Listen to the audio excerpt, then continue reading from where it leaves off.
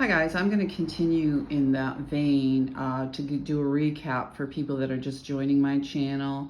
I predominantly talk about life after domestic violence, getting on your feet, what led to this point, ongoing harassment, and of course they ask people to subscribe, so I should start doing that. I would like to monetize. I would like to put this together in a nicer format, but for now, I'm constantly scrambling with housing, which makes it difficult after my career was destroyed and my business.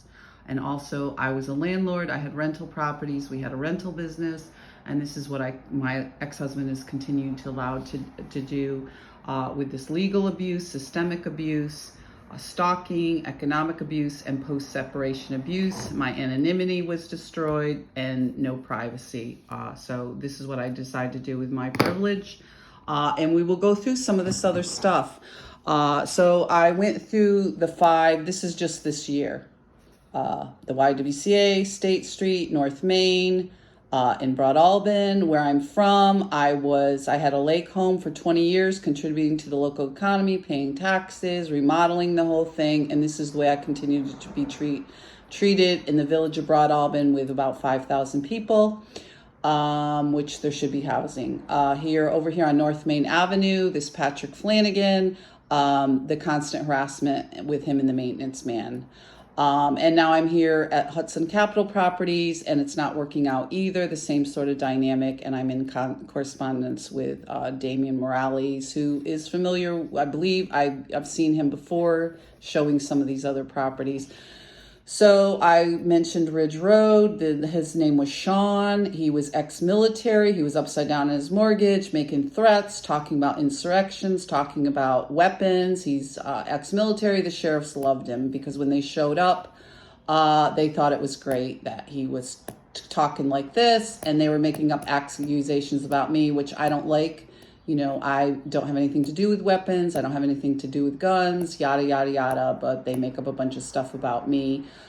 This was the first apartment. These people want to set up these apartments in garages or in-laws apartment. Everything was a scam because they're not legal residences. So you have problems with your mail, with the internet, and of course the ongoing stuff with National Grid.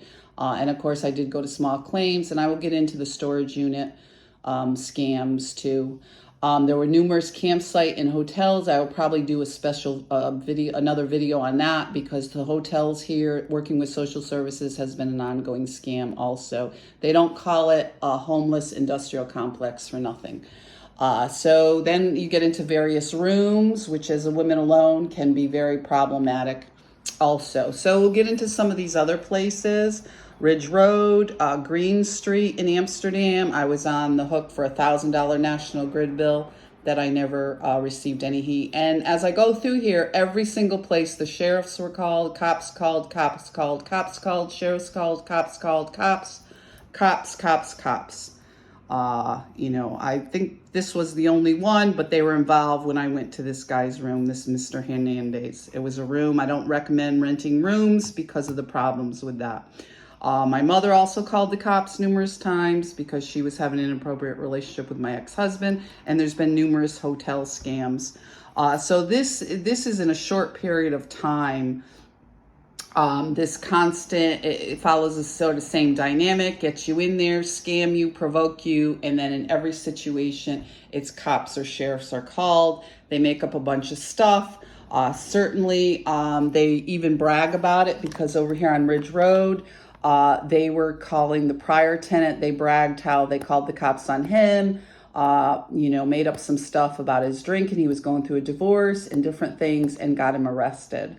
And then there was also another scam they did with this poor girl in their mailbox. They said she was texting, and she never got her insurance money. So these people are actually bragging about some of the stuff they're doing, and they're allowed to continue to get away with it. And certainly with some of these other addresses, they're either friends of my ex-husband or my half family over there on Arnold Avenue in Amsterdam. Certainly on Green Street, some of these police officers were involved. Certainly we discussed Ridge Road. Vanderveer, the same kind of situation. She was actually doing construction on an apartment, which is what they'll do. You move in, things aren't done, and they repeatedly go in through your apartment doing construction with these maintenance guys. which gets into bullying and harassment because they're not doing what they're supposed to do. Again, with this, they all want these rooms out, buildings, and they want to set up these rooms, which become harassing. And I've had certainly a whole list of these rooms. I even went to Maine, and it was the same kind of thing with the heat, harassment, and they call the cops. So they'll try to call the cops on you, get you kicked out, and then they get to pocket your rent and security.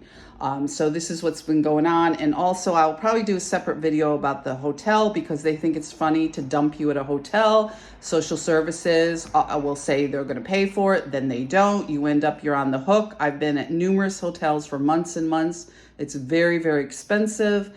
And certainly, you know, when you're on a more of a limited budget now, and certainly I've never had a real vacation, and you're spending all this money sitting in a hotel looking out the window at a dumpster.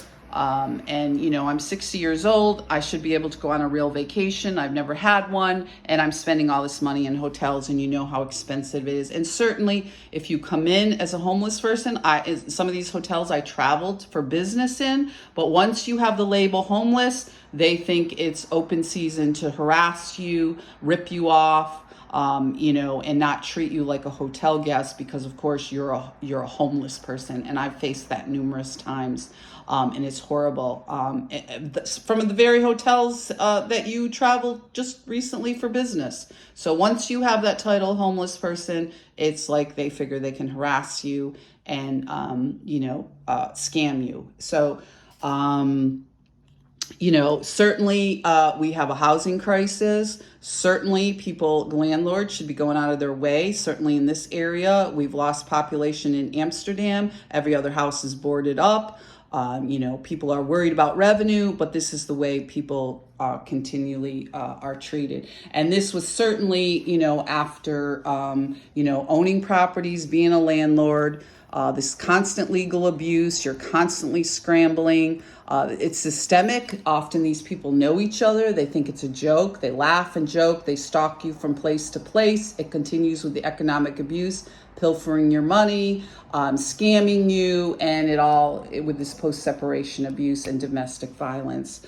Certainly there was a lot of campsites because it was on and off homeless. You know, I'd spend like a month, move in, get kicked out, and I would end up at campsites up north in the same dynamic after 20 years of having lake property up on the lake, letting people use my beach, on and on and on, but I couldn't get an RV in a campsite without being harassed and attacked and kicked out.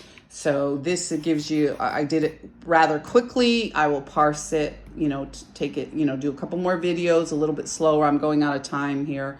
But yeah, there's a lot to unpack, and a lot of other people are dealing with the same thing. Be safe, guys.